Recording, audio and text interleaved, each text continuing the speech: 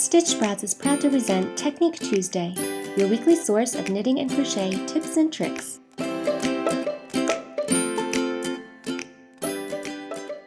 Today I'm going to share with you my Joggless Bind-Off Trick.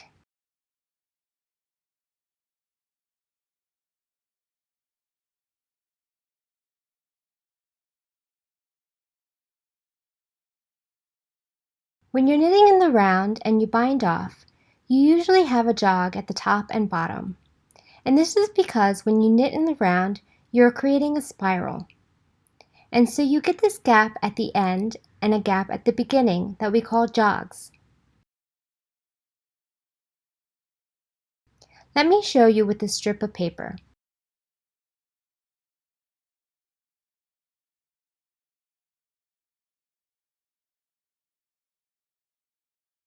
Ideally, every row would start and end at the same level, like this.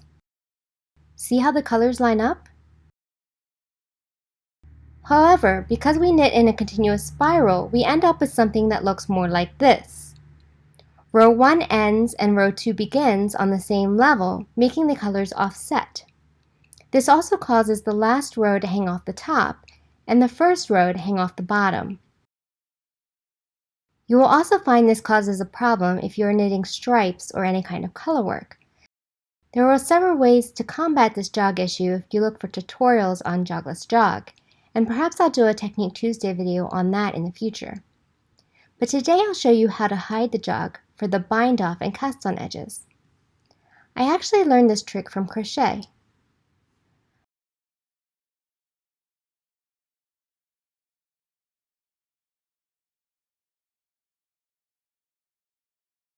Okay, so I've knit this tube and I've bound off all my stitches, leaving my last stitch on the needle.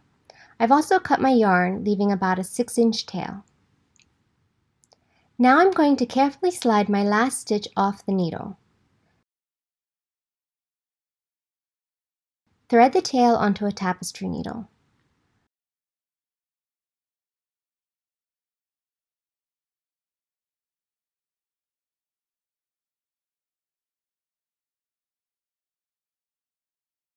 I want to lay my last loop down so that it becomes another loop in my bind-off chain to cover the gap created by the jog.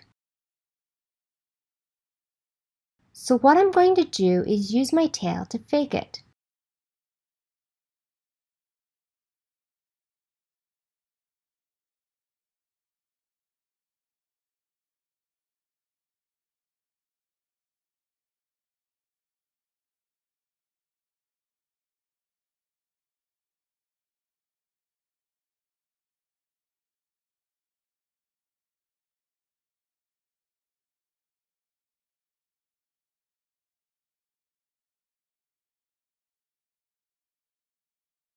See this float? I'm going to use my tapestry needle to go under the float and through the last stitch.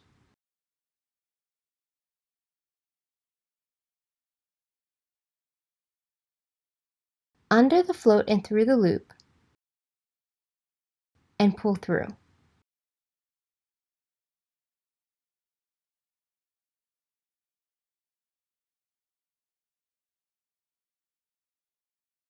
Now we're going to follow the first chain of the bind-off and go under the legs of the second chain of the bind-off.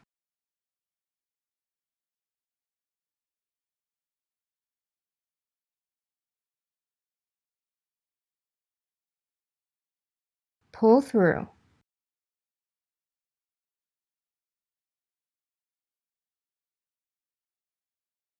Now go back down through the final loop and that float.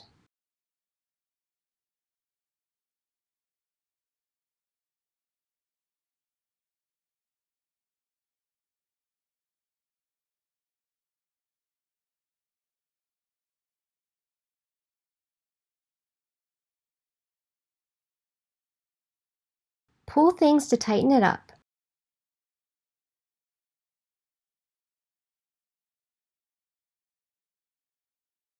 So what we've really done is used our tail yarn to duplicate stitch the first bind-off stitch. This is the final loop of our bind-off. Now it's laying down over our jog gap and it's become part of our bind-off chain. It lays nice and flat all the way around. So that's the bind-off.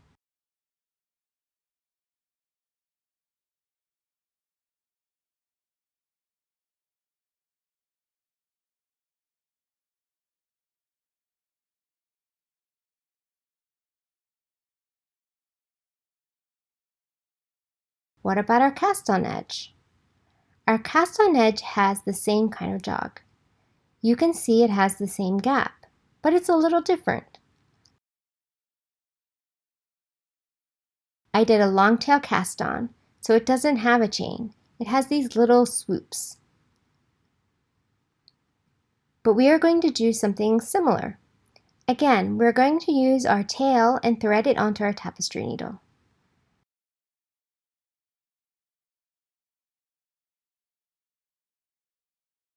Now I'm going to insert the needle into the space just left of the first stitch, just next to the slip knot.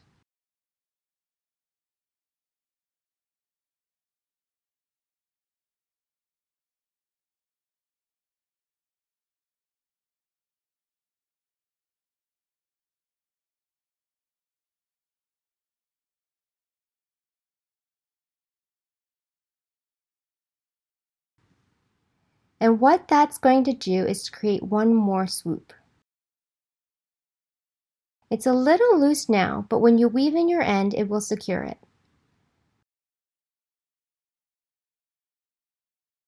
I'll weave in the end a little bit so you can see.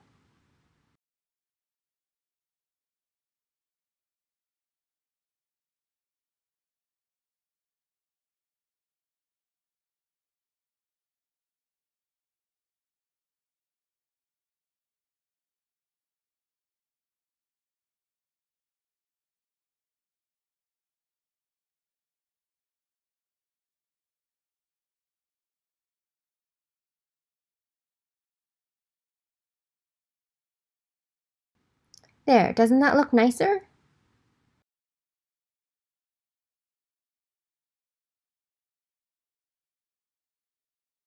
You can see it adds one more swoop to the cast on.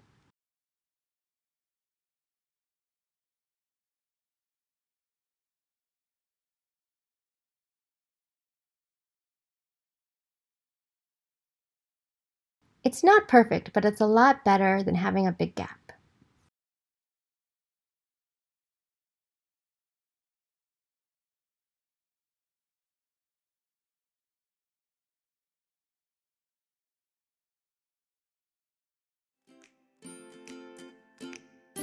Thank you for joining us for this Technique Tuesday. If you have any questions about this video or if you want to suggest other techniques for us to demo, leave a comment in the comment section below.